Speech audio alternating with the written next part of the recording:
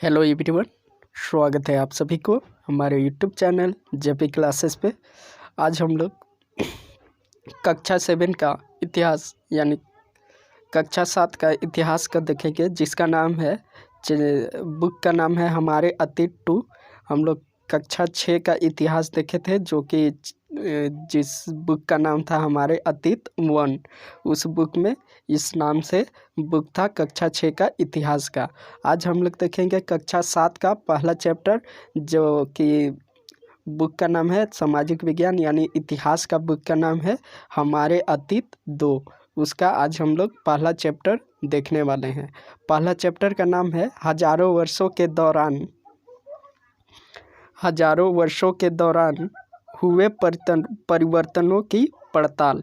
मतलब जो हजारों वर्षों के दौरान जो हुए परिवर्तन है, जो भी परिवर्तन हुए हैं उनकी पड़ताल करना यानी जांच करना यानी खोज करना, यह सभी इस चैप्टर में हम लोग अध्ययन करने वाले हैं, जो कि कक्षा 7 का है, एनसीईआरटी इतिहास का चैप्टर 1।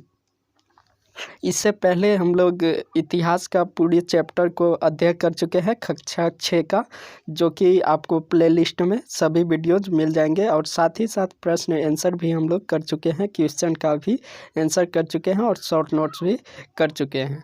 तो आज हम लोग देखने वाले हैं कक्षा 7 का, जो कि पहला चैप्टर है हजारों वर्षों के दौरान हुए परिवर्तनों की पड़ताल। तो इस बारे में हम लोग चर्चा करेंगे।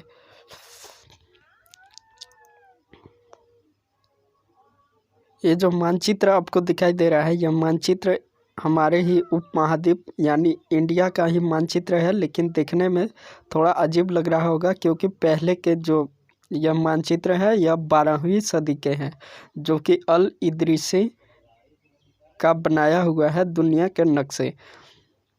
ये जो मानचित्र 1 है वह 12वीं सदी के भूगोलवेत्ता अल इदरीसी का बनाया हुआ दुनिया के नक्शे का एक हिस्सा है, जिसमें भारतीय उपमहाद्वीप को भूमि से समुद्र तक दिखाया गया है। यह जो महाद्वीप है, इसमें एशिया महाद्वीप के और मानचित्र में साथ ही साथ भूमि सबको भी दिखाया गया है, समुद्र तक दिखाया गया है भारतीय उपमहाद्वीप का। यह हमारे भारत का नक्शा है, जो कि देखने में अजीब लग रहा है, लेकिन जो पहले के 12वीं सदी के भूगोलवेत्ता जो अल इदरीसी नाम का जो व्यक्ति था, उन्होंने इसको बनाया था। तो मानचित्र या नक्शे बनाते थे। इस टॉपिक पे हम लोग आज चर्चा करने वाले हैं कि मानचित्रकार जो व्यक्ति मानचित्र या नक्शे बनाते थे, जो मानचित्रकार होते थे, वह क्या करते थे, मानचित्र या नक्शे बनाया करते थे। तो इसके बारे में हम लोग अध्ययन करेंगे। मानचित्र 1 और 2 पर नज़र डालिए। जो मानचित्र 1 है और 2 पर नज़र डालना है। ये मानचित्र 1 है और एक और मानचित्र दिया हुआ है, ये इन दोनों पे नज़र डालना है। ये कुछ हद तक पूरा आज के मैप से, आधुनिक मैप जो है हमारा इंडिया का, उससे थोड़ा मिलता जुलता है, लेकिन ये जो है ये पूरी तरह से अलग ही दिखता है, जो कि पहले 12वीं सदी में बनाया गया था। तो इन दोनों चित्रों पर क्या करने के लिए कह रहा है, नज़र डालिए। मानचित्र 1, जो मानचित्र 1 है, अरब के भूगोल वक्ता अल इदरीसी ने 1154 में बनाया था। जो पहला मानचित्र था वह कब बनाया गया था, 1154 ईस्वी में बनाया गया था। किसके द्वारा बनाया गया था, तो भूगोलवेत्ता जो थे अल इदरीसी, उन्होंने बनाया था। कब बनाया था, 1154 में। यहाँ जो नक्शा दिया गया है वह उसके द्वारा बनाए गए दुनिया के बड़े मानचित्र का एक हिस्सा है और भारतीय उपमहाद्वीप को दर्शाता है। वह जो चित्र हैं वह दुनिया में बड़े मानचित्र का एक हिस्सा है। उसके द्वारा जो बनाए गए चित्र हैं वह दुनिया के बड़े मानचित्र का एक हिस्सा है, और जो कि भारतीय उपमहाद्वीप को क्या करता है, दर्शाता है यानी दिखाता है। और जो मानचित्र 2 है, यह एक फ्रांसीसी मानचित्रकार ने 1720 में बनाया था। जो मानचित्र 2 है, जो कि आज के आधुनिक मैप से, इंडिया के आधुनिक मैप से मिलता जुलता है, उसको फ्रांसीसी मानचित्रकार ने 1720 ईस्वी में बनाया था। दोनों नक्शे एक ही इलाके के हैं मगर उनमें काफ़ी अंतर है। जो दोनों नक्शा है वो एक ही इलाके के हैं, मतलब भारतीय उपमहाद्वीप का ही है, लेकिन दोनों में क्या है, बहुत ही अंतर है। अल इदरीसी के नक्शे में दक्षिण भारत का उस जगह है जहां हम आज उत्तर भारत ढूंढेंगे और श्रीलंका का द्वीप ऊपर की तरफ है। जगहों के नाम अरबी में दिए गए हैं। जो पहला चित्र है जो अल इदरीसी के नक्श द्वारा बनाया गया है उसमें दक्षिण भारत और उस जगह है जहां हम आज उत्तर भारत को ढूंढने और श्रीलंका का द्वीप ऊपर की तरफ है। जगहों के नाम अरबी में दिए गए हैं। उस चित्र जो पहला मानचित्र है उसमें जगहों के नाम किस चीज़ में है, अरबी में दिया गया है। उनमें कुछ जाने पहचाने नाम भी है। उनमें जो नाम है कुछ क्या है, जाने और पहचाने से नाम है। जैसे कि उत्तर प्रदेश का कन्नौज, इसमें से जाने पहचाने नाम भी है, जैसे उत्तर प्रदेश का कन्नौज। और जो मानचित्र 2 है, पहले मानचित्र के बनने के लगभग 600 वर्ष बाद बनाया गया था। जो मानचित्र 2 है उसको पहले जो बना उसके 600 वर्ष बाद बनाया गया था। और इस काला विधि के उप महाद्वीप के बारे में सूचनाएं काफ़ी बदल गई थी। और इस समय जो दूसरा मानचित्र बना उस समय जो भी सूचनाएं थे वह काफ़ी हद तक क्या हो गई थी, बदल गई थी। यह नक्शा हमें ज़्यादा परिचित लगेगा।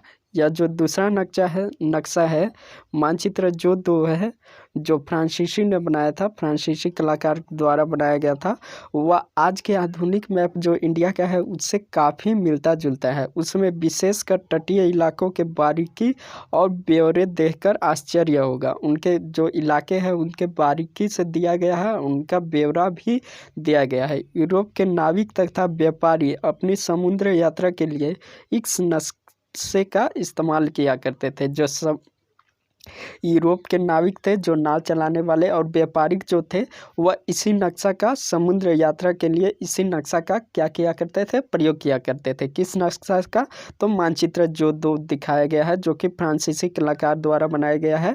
कब, जब पहला मानचित्र बन गया था उसके 600 वर्षों बाद बनाया गया था दूसरा मानचित्र को, जिसको हम लोग चैप्टर 6 में पूरी तरह से पढ़ेंगे। यह जो है मानचित्र 2 यही इसी का बात चल रहा है। यह कुछ आज के जो मानचित्र है, आधुनिक मानचित्र है जो इंडिया का मैप है उससे काफ़ी मिलता जुलता है। इसमें काफ़ी बारीकी से दिए गए हैं।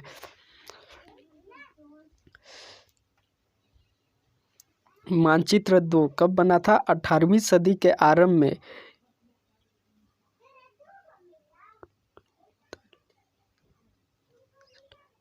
अठारहवीं सदी के आरंभ में गिलॉम द लिल्से के एटलस नुओं के अनुसार यह उपमहाद्वीप, लेकिन अब भीतरी इलाकों पर नज़र डालें, क्या इनमें उतने ही ब्यौरे हैं जितने समुद्र तट वाले हिस्से में हैं। गंगा के मार्ग को देखो, इसे किस तरह से दर्शाया गया है। इस मानचित्र में तटीय और भारतीय इलाकों के बीच के ब्यौरे और बारीकी को जो अंतर है, आपके ख्याल में उसका क्या कारण है। जो इस मानचित्र में दिए गए हैं उनका ब्यौरे और आकलन करना है। तो इतनी ही महत्वपूर्ण एक और बात है कि दूसरे युग तक मानचित्र अंकन का विज्ञान भी बहुत बदल गया था। जो दूसरा युग था उस युग तक जो मानचित्र का अंकन था, यानी देखने का जो तरीका था, विज्ञान भी बहुत बदल गया था। इतिहासकार जब बीते युगों के दस्तावेज, नक्शों और लेखों का अध्ययन करते हैं तो उनके लिए उन सूचनाओं के संदर्भों का, उनके भिन्न भिन्न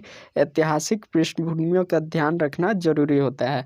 जो भी इन चित्रों को यानी नक्शों को देखते हैं वो अपने नज़रिए से इन चीज़ों को पढ़ते हैं और उनके ऐतिहासिक जो पृष्ठभूमि होते हैं उनका संदर्भ भी भिन्न भिन्न होता है, यानी अलग अलग होता है। अगला टॉपिक है नई और पुरानी शब्दावली। नई और पुरानी शब्दावली। अगर समय के साथ साथ सूचनाएं के संदर्भ बदलते हैं, मतलब क्या है कि समय के साथ साथ जो सूचनाएं हैं उनका संदर्भ भी बदलते हैं, उनका संदेश भी बदलता है, तो भाषा और अर्थों के साथ क्या होगा।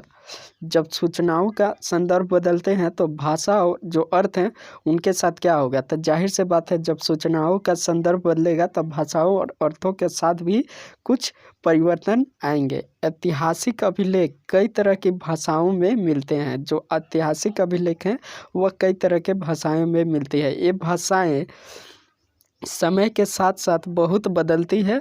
उदाहरण के लिए मध्य युग के फारसी आधुनिक फारसी भाषा से भिन्न है। जो ऐतिहासिक अभिलेख है कई तरह की भाषाओं में मिलते हैं। जो ऐतिहासिक अभिलेख है जिसके बारे में हम लोग कक्षा 6 में अभिलेखों के बारे में पढ़े थे, वह जो है कि काफ़ी अलग अलग होते हैं, भिन्न भिन्न होते हैं। तो ये भाषाएं भी समय के साथ साथ क्या होती है, बदलती हैं। जैसे कि उदाहरण के तौर पर हम बात करें तो मध्य युग के जो फारसी आधुनिक फारसी भाषा से भिन्न है। जो मध्य युग में फारसी बोला जाता था वो आधुनिक फारसी भाषा से क्या है, पूरी तरह से अलग है। यह भिन्नता सिर्फ व्याकरण और शब्द भंडार में ही नहीं आई, समय के साथ शब्दों का अर्थ भी बदल जाते हैं। यह जो है केवल भाषा का भिन्नता यानी अंतर सिर्फ व्याकरण और शब्द भंडार में ही नहीं, समय के साथ शब्दों का अर्थ भी बदल जाते हैं। जो शब्द होते हैं उनका अर्थ भी बदल जाते हैं। उदाहरण के तौर पर हम देख लेते हैं, जैसे हिंदुस्तान शब्द लीजिए। आज हम इसे आधुनिक राष्ट्र राज्य भारत के अर्थ में लेते हैं। जो हिंदुस्तान शब्द है उसका आज हम क्या लेते हैं, उसका अर्थ क्या लेते हैं, भारत के अर्थ में लेते हैं। लेकिन 13वीं सदी में फारसी इतिहासकार मिहजन सिराज ने हिंदुस्तान शब्द का प्रयोग किया था तो उसका आशय पंजाब हरियाणा और गंगा यमुना के बीच स्थित इलाकों से था। जो उस समय के फारसी इतिहासकार जो थे वह जो हिंदुस्तान शब्द का प्रयोग किए थे वो किस के लिए किए थे, पंजाब हरियाणा और गंगा यमुना के बीच स्थित इलाकों के लिए। लेकिन आज हम लोग क्या करते हैं, हिंदुस्तान पूरे इंडिया के लिए हिंदुस्तान का प्रयोग किया जाता है। उसने इस शब्द का राजनीतिक अर्थ उन इलाकों के लिए इस्तेमाल किया था जो दिल्ली के सुल्तान के अधिकतर क्षेत्र में आते थे। मतलब वह जो हिंदुस्तान शब्द का प्रयोग किया था वह दिल्ली सुल्तान के अधिकतर क्षेत्रों में आने वाले जो भी क्षेत्र थे उन सभी के लिए किया जाता था। सल्तनत के प्रसार के साथ साथ इन शब्द के अंतर्गत आने वाले क्षेत्र भी बढ़ते गए। जो सल्तनत थे यानी युद्ध होते गए, कब्जा करते गए और इनके क्षेत्र भी जो थे धीरे धीरे क्या हो गए, बढ़ते गए। लेकिन हिंदुस्तान शब्द में दक्षिण भारत का समावेश कभी नहीं हुआ। जो हिंदुस्तान शब्द था उसमें दक्षिण भारत का समावेश कभी नहीं हुआ, उसमें दक्षिण भारत को कभी मिलाया नहीं गया। इसके विपरीत 16वीं सदी के आरंभ में बाबर ने हिंदुस्तान शब्द का प्रयोग इस उपमहाद्वीप के भूगोल, पशु पक्षियों और यहाँ के निवासियों के संस्कृति का वर्णन के लिए किया था। जो 16वीं सदी का आरंभ में जो बाबर था हिंदुस्तान शब्द का प्रयोग किस लिए किया था, तो इस उपमहाद्वीप में जो भी पशु पक्षी भूगोल इत्यादि हैं निवास करते हैं उनके संस्कृति का वर्णन करने के लिए किया था। यह जो प्रयोग था 14वीं सदी, एक मिनट, यह प्रयोग 14वीं सदी के कवि अमीर खुसरो द्वारा प्रयुक्त शब्द हिंद के ही कुछ समान था, जहाँ भारत को एक भौगोलिक और सांस्कृतिक सत्व के रूप में पहचाना जा रहा था। जो इस चीज़ का उपयोग किया गया था उसका भारत का ही भौगोलिक और सांस्कृतिक सत्व के रूप में पहचाना जा रहा था। और वहाँ हिंदुस्तान शब्द से राजनीतिक और राष्ट्रीय अर्थ नहीं जुड़े थे जो आज हम जोड़ते हैं। जो कि हिंदुस्तान शब्द का जो अर्थ है उस समय राजनीतिक और अति से नहीं जुड़ा था। किसी भी शब्द का प्रयोग करने में इतिहासकारों का बहुत सावधान रहना चाहिए। जो इतिहासकार होते हैं वह किसी भी शब्द का प्रयोग करने से पहले उसको बहुत बारीकी से समझते हैं और उसे बहुत सावधानी पूर्वक रखा जाता है, क्योंकि अतीत में हम उन शब्दों को कुछ अलग ही अर्थ थे। जो अतीत था उस समय उन शब्द का कुछ अलग ही अर्थ हुआ करता था, अलग ही मतलब हुआ करता था। उदाहरण के लिए विदेशी जैसा सीधा साधा शब्द ही ले लीजिए। जैसे उस समय के हम विदेशी शब्द ले लें तो विदेशी शब्द हमारे लिए आज इसका अर्थ होता है एक ऐसा व्यक्ति जो भारतीय ना हो। आज विदेशी शब्द का मतलब क्या होता है कि एक ऐसा व्यक्ति जो भारतीय ना हो, हम उसे क्या कह देते हैं, विदेशी कह देते हैं। लेकिन मध्य युग में, जो मध्य युग था, उसमें मानो किसी गांव में आने वाला कोई भी अनजान व्यक्ति जो उस समाज या संस्कृति का अंग ना हो, उसे विदेशी कहा जाता था। उस समय मध्य युग में क्या होता था, किसी गांव या कस्बे के परिचित या सांस्कृतिक से बाहर के जो भी लोग आते थे, उसे विदेशी या परदेशी कह दिया जाता था। लेकिन आजकल क्या है, आजकल पूरे भारत से जो अलग जाएंगे, पूरे भारत में जो भारत का नहीं है उसको विदेशी कहा जाता है। लेकिन उस समय किसी गांव या कस्बे के सांस्कृतिक रूप से जो भी भिन्न था, उसे विदेशी या परदेशी या अजनबी कहा जा सकता था। इसलिए किसी नगरवासी के लिए वनवासी विदेशी होता था, किंतु एक ही गांव में रहने वाले दो किसान अलग अलग धार्मिक या जाति परंपराओं से जुड़े होने पर भी एक दूसरे के लिए विदेशी नहीं हुआ करते थे। जो अभी का समय है उसमें धार्मिक और जो धार्मिक परंपरा है, जैसे हिंदू, मुस्लिम, सिख, ईसाई, इन सभी चीज़ से एक दूसरे से भिन्न है, तब भी एक दूसरे के लिए भारत में रहने वाले विदेशी नहीं है। लेकिन उस समय एक ही कस्बे में जो भी रहते थे और एक ही संस्कृति से परिचित नहीं थे, एक ही चलन से प्रचलित नहीं थे, उन्हें विदेशी कह दिया जाता था। लेकिन आज ऐसा नहीं है। इसका मतलब क्या है कि शब्दों के जो अर्थ है समय के साथ साथ क्या होता है, बदलता रहता है। इसी टॉपिक पे हम लोग इस चीज़ का उदाहरण लेकर समझें। आगे बढ़ते हैं। अगला टॉपिक है इतिहासकार और उनके स्रोत। जो इतिहासकार होते थे और उनके जो स्रोत हुआ करते थे, उनका जो स्रोत होता था वो किस तरह से होता था। इतिहासकार किस युग का अध्ययन करते हैं और उनकी खोज की प्रकृति क्या है। जो उनकी खोज है, उनके खोज की प्रकृति क्या है, इसे देखते हुए वे अलग अलग तरह के स्रोतों का सहारा लेते हैं। मतलब कई तरह से बुक से, मैप से, इस तरह से कुछ कुछ अभिलेखों से, कई स्रोतों से उन लोग क्या करते हैं, सहारा लेते हैं। उदाहरण के लिए पिछले साल अपने गुप्त वंश के शासकों और हर्षवर्धन के बारे में पढ़ा था। इस पुस्तक में हम मोटे तौर पर 700 से 1750 ईस्वी तक लगभग हजारों वर्षों के बारे में पढ़ेंगे। यह जो चैप्टर है, जो इतिहास है, इस चैप्टर में हम लोग कहाँ से कहाँ तक के पढ़ेंगे, 700 से लेकर 1750 ईस्वी तक का लगभग हम लोग अध्ययन करने वाले हैं कक्षा 7 के इतिहास का।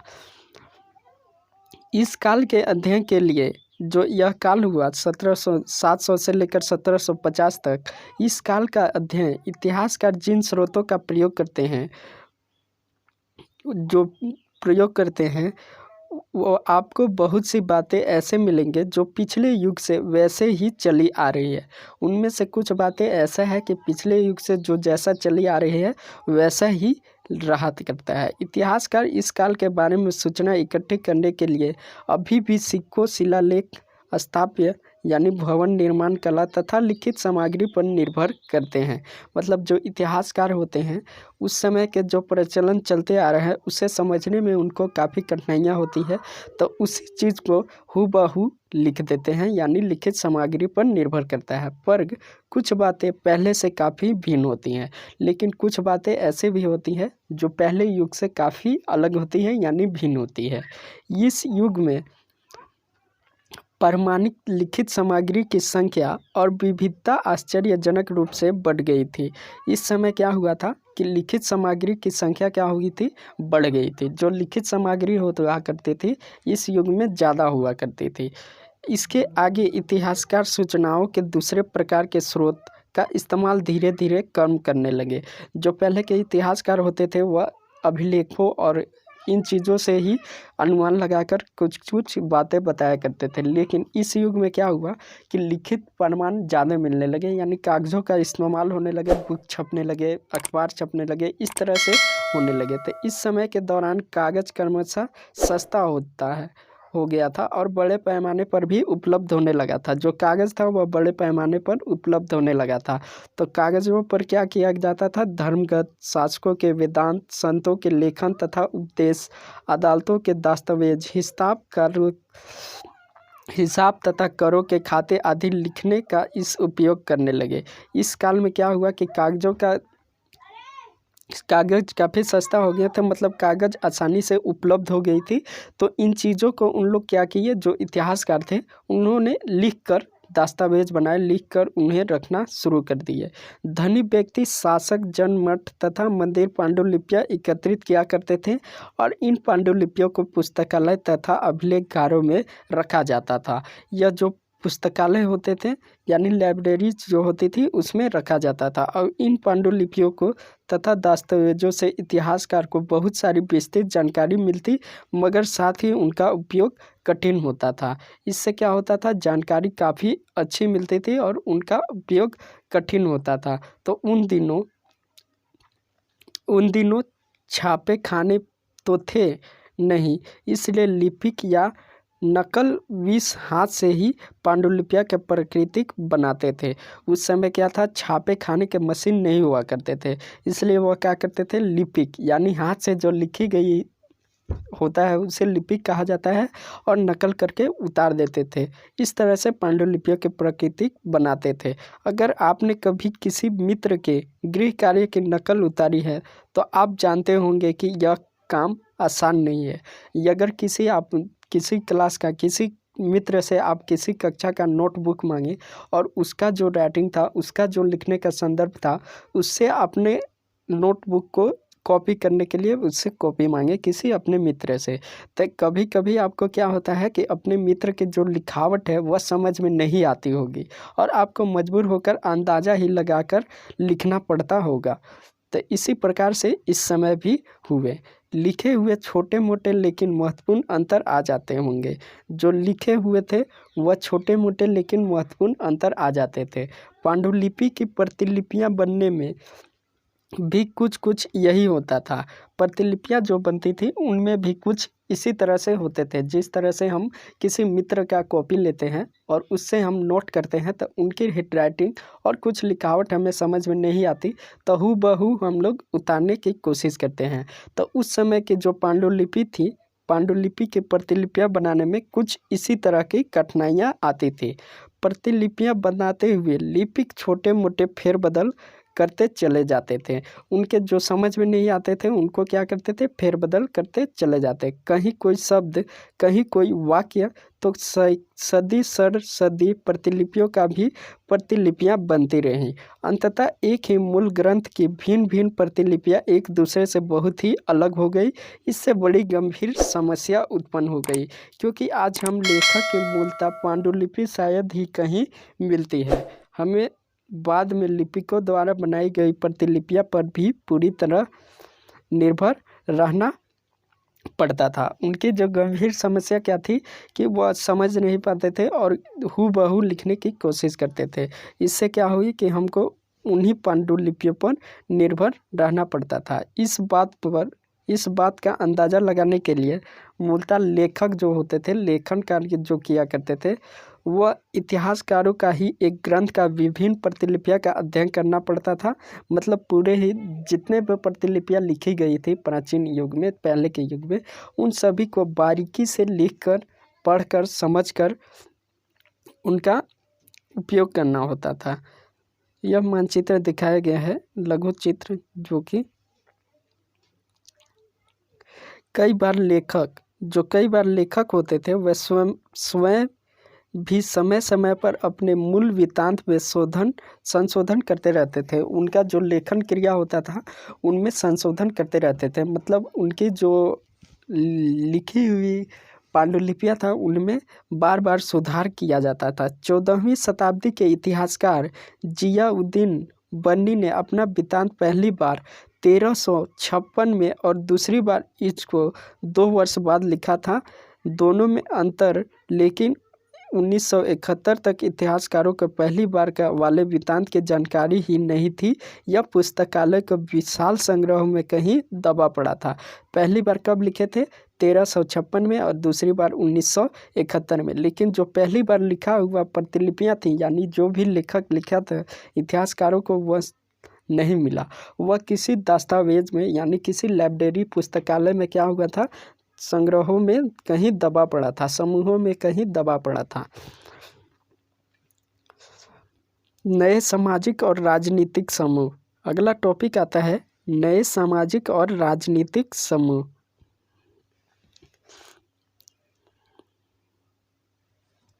सन 700 और 1750 के बीच हजारों वर्षों का अध्ययन इतिहासकारों के आगे भारी चुनौती रखता है। जो इतिहासकार होते हैं 700 से 1750 के बीच के जो अध्ययन हैं वह इतिहासकारों के लिए भारी ही महत्वपूर्ण चुनौती होती थी, क्योंकि उन्हें समझना पढ़ना ये सभी काफ़ी महत्वपूर्ण होता, कठिनाइयाँ भरी होती थी।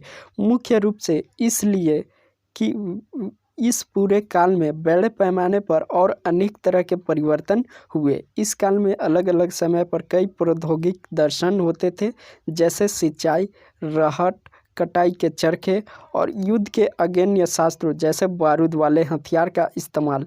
इस उपमहाद्वीप के नई तरह का खान पान भी आया, आलू, मक्का, मिर्च, चाय या और कॉफ़ी। ध्यान रहे कि ये तमाम परिवर्तन नई प्रौद्योगिकियाँ और फसलें उन लोगों के साथ आए जो नए विचार भी लेकर आए थे। यह जो नए प्रौद्योगिकियाँ आए, नए खान पान आए, ये किन के साथ है? जो नई विचार लेकर आए थे उनके समय। परिणाम स्वरूप यह काल आर्थिक, राजनीतिक, सामाजिक और सांस्कृतिक परिवर्तनों का भी काल रहा, जिसका अध्ययन हम लोग 5, 6 और 7 में करेंगे। यह जो है यह मशीन है। इस युग में लोगों की गतिशीलता, एक स्थान से दूसरे स्थान पर आना जाना भी बहुत बढ़ गया था। इस समय क्या हुआ था? लोगों का गतिशील हो गए थे, एक जगह से दूसरे जगह आना जाना काफ़ी बढ़ गया था। अवसर की तलाश में लोगों को झुंड के झुंड दूर दूर की यात्राएं करने लगे थे। इस काल में ही क्या कहते थे? लोग झुंड का झुंड एक जगह से दूसरे जगह यात्राएं करने लगे थे। इस उपमहाद्वीप में अपार संपदा और भाग्य बढ़ने के लिए अपार संभावनाएं भी मौजूद थी। इन काल में जिन समुदाय का महत्व बढ़ा उनमें से एक समुदाय था राजपूत, जिसका नाम राजपूत अर्थात राजा का पुत्र से निकला है। 18वीं सदी और 14वीं सदी के बीच यह नाम आमतौर पर योद्धाओं के उस समूह के लिए प्रयुक्त होता था जो क्षत्रिय वर्ण के होने का दावा करते थे। राजपूत शब्द के अंतर्गत केवल राजा और सामंत वर्ग ही नहीं बल्कि वे सेनापति और सैनिक भी आते थे, जो पूरे उपमहाद्वीप में अलग अलग शासकों की सेनाओं में सेवारत थे, मतलब सेवा करते थे, शासनों के करते थे। कवि और चारण राजपूतों की आचार संहिता, प्रबल प्रक्रमण और स्वाभिर गुणगान किया करते थे। इस युग में राजनीतिक दृष्टि से महत्व हासिल करने के अवसरों का सिख, जाट, अहोम और कास्म आदि समूहों ने भी उठाया। जो राजपूत वल्लभ अर्थात राजा का पुत्र से निकला है, उसका 8वीं सदी से 14वीं सदी के बीच यह नाम आमतौर पर जो युद्ध करते थे योद्धाओं के लिए लिया जाता था, और ख़ास तौर पर जो सेनापति होते थे, सेना होते थे, उनके लिए यह प्रयोग किया जाता था।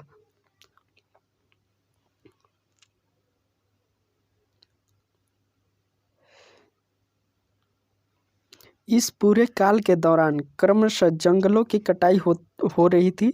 इस काल में क्या हो रहा था कि जंगलों की कटाई हो रही थी और खेती का इलाका बढ़ता जा रहा था।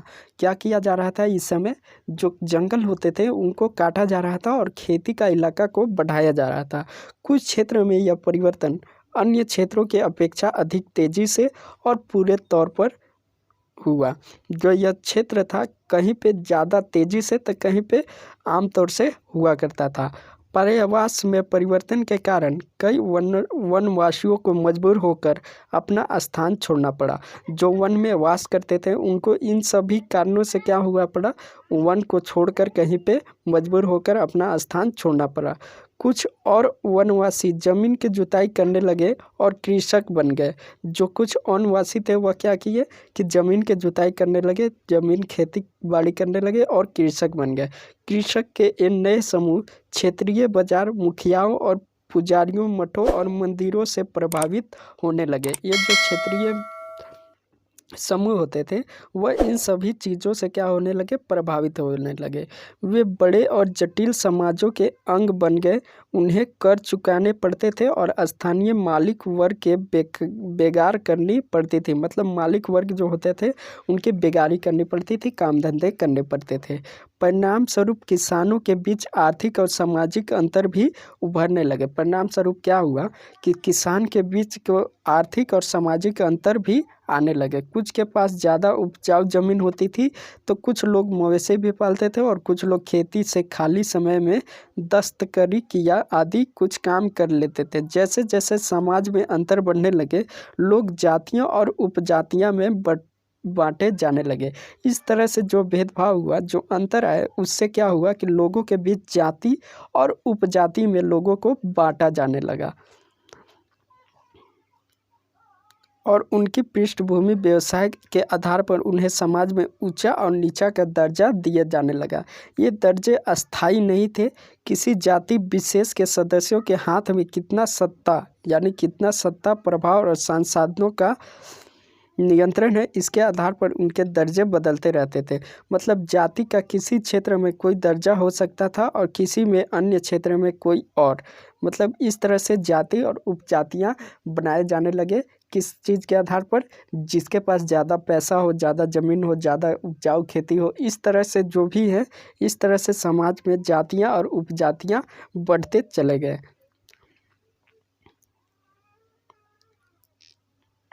अगला टॉपिक आता है क्षेत्र और साम्राज्य। जैसे जैसे बड़े राज्यों के अंतर्गत कई सारे क्षेत्र आ जाते थे तो दिल्ली के सुल्तान गयासुद्दीन बलबन 1266 से 1287 की प्रशंसा में एक संस्कृत की परिस्थिति के उदाहरण के में उसे एक विशाल साम्राज्य का शासक बताया गया, जो पूर्व बंगाल से लेकर पश्चिम में अफगानिस्तान गजनी तक फैला हुआ था। इतना जो क्षेत्र था, इन तक इसका शासन था और जिसमें संपूर्ण दक्षिण भारत भी आ जाता था, जिसमें पूरा दक्षिण भारत आ जाता था। गौड़ आदि केरल, कर्नाटक, महाराष्ट्र और गुजरात आदि भिन्न भिन्न क्षेत्रों के लोग उसकी सेना के आगे पलायन कर जाते थे। इतिहासकार विजय अभियान के इस दाव को अति महत्वपूर्ण मानते थे। साथ ही वे यह समझने की कोशिश में भी लगे थे कि शासक लोग इस उपमहाद्वीप के भिन्न भिन्न भागों पर अपने अधिकार का उल्लेख क्यों करते रहते थे। जो शासक हुआ करते थे वह भिन्न भिन्न उल्लेखों का अध्ययन क्यों किया करते थे। इस तरह से कुछ है मानचित्र।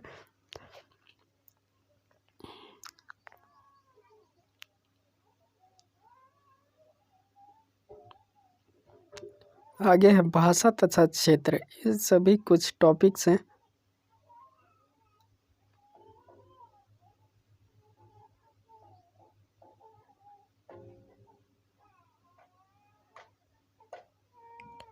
अगला टॉपिक आता है पुराने धर्म और कहाँ गया, पुराने और नए धर्म।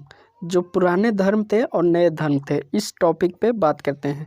इतिहास के जिन हजारों वर्षों की पड़ताल हम कर रहे हैं, इनके दौरान धार्मिक परंपराओं में कई बड़े परिवर्तन आए। इसमें क्या हुआ कि जो धार्मिक परिवर्तन था उसमें भी काफ़ी बदलाव आए, यानी परिवर्तन आए। दैविक तत्व में लोगों की आस्था कभी कभी बिल्कुल ही वैश्विक स्तर पर होती थी, मगर आमतौर पर इस आस्था का स्वरूप सामूहिक होता था। यह जो आस्था होता था यह सामूहिक होता था। किसी दैविक तत्व में सामूहिक आस्था यानी धर्म प्रायः स्थानीय समुदाय के सामाजिक और आर्थिक संगठन से संबंधित होती थी। जैसे जैसे इन समुदायों का सामाजिक संसार बदलता गया, वैसे ही इनकी आस्थाओं में भी परिवर्तन आते गए। जिस तरह से इसका मतलब संसार बदलता गया, वैसे वैसे परिवर्तन आते गए। जैसा कि हम लोग आज जिस हिंदू धर्म कहते हैं, उसमें इस युग में महत्वपूर्ण बदलाव आए। इन परिवर्तनों में से कुछ थे नए देवी देवताओं की पूजा, राजाओं द्वारा मंदिरों का निर्माण और समाज में पुरोहितों के रूप में ब्राह्मणों का बढ़ता महत्व तथा बढ़ती सत्ता आदि। इस तरह से कुछ धर्म और विचार में भी परिवर्तन आए। संस्कृत ग्रंथों के ज्ञान के कारण समाज में जो होता था, ब्राह्मणों का बड़ा आदर होता था। संस्कृत ग्रंथ के ज्ञान किनके पास होता था? ब्राह्मण समाज के पास होता था। उनके समाज में ब्राह्मणों के इस कारण से ही बड़ा आदर का भाव दिया जाता था। इनके संरक्षक थे नए नए शासक जो स्वयं प्रतिष्ठित चाह में थे। इन संरक्षकों का समर्थन किया करते थे होने के कारण समाज में इनका दबदबा और भी बढ़ता गया। इनका जो समर्थन हुआ था उनके कारण इनका समाज में दबदबा बढ़ता गया। इस युग में महत्वपूर्ण परिवर्तन भक्ति की अवधारणा के रूप में आया। इसमें ईश्वर की कल्पना एक ऐसे प्रेमल स्त्री देवी देवता के रूप में की गई जिस तरफ पुजारियों के विध्वंस कर्म कांड के बिना ही भक्त स्वयं पहुंच सके। इस विषय में और साथ ही दूसरी परंपराओं के बारे में हम चैप्टर 8 में पढ़ेंगे।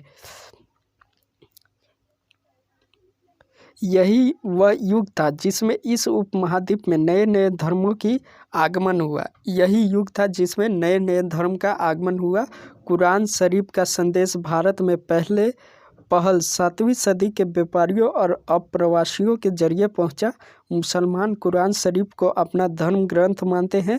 केवल एक ईश्वर अल्लाह की सत्ता को स्वीकार करते हैं जिसका प्रेम, करुणा और उदारता अपने में आस्था रखने वाले हर व्यक्ति को गले लगाता है, चाहे उस व्यक्ति की सामाजिक पृष्ठभूमि कुछ भी रही हो। इस तरह से बदलाव आते गए। आगे है कई शासक इस्लाम और इसके विद्वान धर्मशास्त्रियों और न्यायशास्त्रियों अर्थात उलेमा का संरक्षण देते हुए हिंदू धर्म के ही भांति इस्लाम के अनुयायी भी अपने धर्म की अलग अलग तरह से व्याख्या करते थे। मुसलमान में कुछ शिया थे जो पैगंबर साहब के दामाद अली को मुसलमानों का विभिन्न समेत नेता मानते थे और कुछ सुन्नी थे जो कि खलीफाओं के प्रभुत्व को स्वीकार करते थे। इस्लाम के आरंभिक दौर में इस धर्म का नेतृत्व करने वाला खलीफा कहलाते थे। जो खलीफा होते थे वह क्या होते थे? नेतृत्व करने वाले होते थे, यानी जो मुसलमानों का मसीहा के रूप में जो रहते थे उन्हें खलीफा कहा जाता था, यानी जो पुरोहित होते थे मुसलमानों का उन्हें खलीफा कहते थे। और आगे भी इनकी परंपरा चलती रही। इस तरह से इनकी परंपरा आगे भी क्या हुआ? चलता रहा। समय इतिहास के कालखंडों पर विचार। समय तथा इतिहास के जो कालखंड है उस पर विचार। तो इतिहास समय के केवल घड़ी या कैलेंडर की तरह नहीं देखते, यानी केवल घंटों दिन वर्षों को बिताने के रूप में ही नहीं देखते। उनका नज़रिया यह है कि समय सामाजिक और आर्थिक संगठन में आने वाले परिवर्तनों को झलकाता है। जो समय होता है वह दिन घंटे बीतने के रूप में नहीं देखा जाता है, वह आर्थिक संगठन सामाजिक संगठन में परिवर्तनों को देखता है। यह दिखलाता है कि विचारों और विश्वासों में कितना अस्थायित्व रहा और कितना परिवर्तन आया। यदि अतीत को समान विशेषता रखने वाले कुछ बड़े बड़े हिस्सों, युगों या कालों में बांट दिया जाए तो समय का अध्ययन कुछ आसान हो जाता है। यदि इतिहास को हम कालखंडों में बांट देते हैं तो उनका अध्ययन करना क्या हो जाता है? काफ़ी हद तक आसान हो जाती है।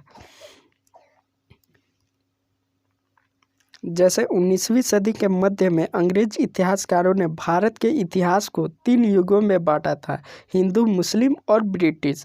जो 19वीं सदी में था मध्य अंग्रेज इतिहासकारों ने भारत को 3 वर्गों में बांटा था, 3 युग में बांटा था, हिंदू, मुस्लिम और ब्रिटिश। यह विभाजन इस विचार पर आधारित था कि शासकों का धर्म का ही एकमात्र महत्वपूर्ण ऐतिहासिक परिवर्तन होता है और अर्थव्यवस्था, सामाजिक, सांस्कृतिक और कोई भी महत्वपूर्ण बदलाव नहीं आता है। इस दृष्टिकोण से उपमहाद्वीप में आभार विविधता का उपेक्षा हो जाती है।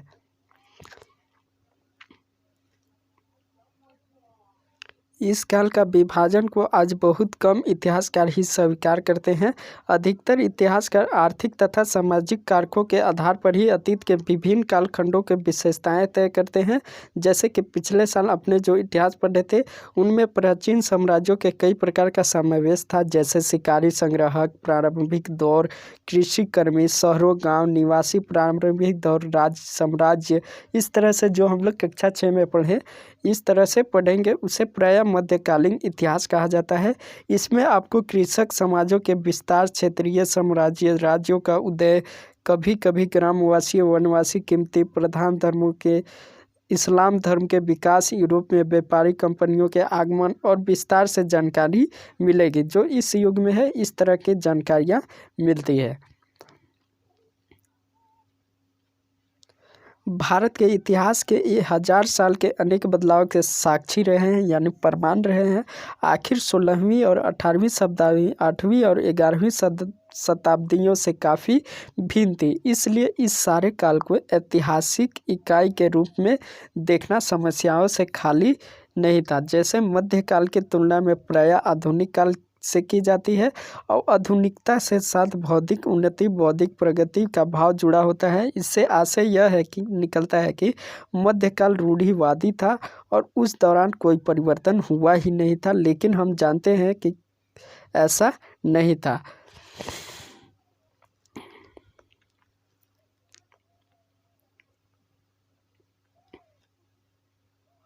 इन 1000 वर्षों के दौरान उपमहाद्वीपीय समाज में प्रायः परिवर्तन आते रहे और कई क्षेत्रों की अर्थव्यवस्था इतनी समृद्ध हो गई, यानी इतनी विकसित हो गई कि यूरोप व्यापारी कंपनियों भी आकर्षित करना प्रारंभ कर दिए थे। और इन पुस्तक को पढ़ने समय आप परिवर्तन चिन्हों तथा सक्रिय इतिहास प्रकारों को देखते चलेंगे और जब भी संभव हो इस पुस्तक को आप जो पढ़ रहे हैं उसकी तुलना में आप पिछले वर्ष की पढ़ी हुई पुस्तकों से करने की कोशिश करें।